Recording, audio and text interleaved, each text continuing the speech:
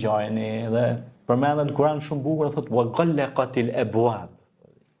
Ja mbyllit çdo derë, do të thonë e bëni situatën për me ardhur deri tek një akt i pahijshëm, edhe Jusufi alayhis salam ishte i pambrojtur në atë kuptimi që ishin bën gjitha cirkumstancat, domethënë gjitha faktorët që ajo ta krynte aktin, domethënë turpshëm.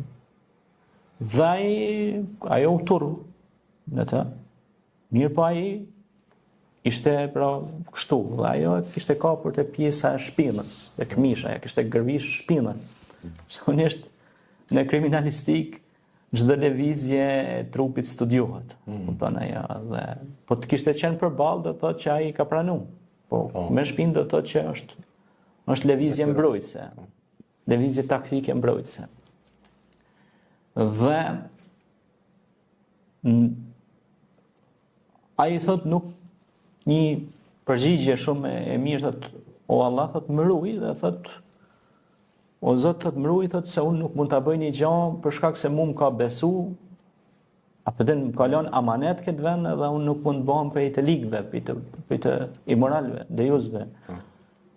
Pra lutet, dhe në atë rast, domethënë shpëton nga kjo situatë e skenuar dhe për mos zgjat shumë vjen puna për hapet lajmi se domethënë situata ndrohet krejt, pastaj se Jusufi pas ka dashur kanë shpif prandaj tij, edhe në fund ai burgoset, edhe aty në burg pastaj ndodh edhe ajo që shef ca ëndra, ndodh që njëri prej tyre shpëton prej atyre bashkë të burgosërve të tij, tjetri vdes e kështu me radhë, që mos zgjat shumë.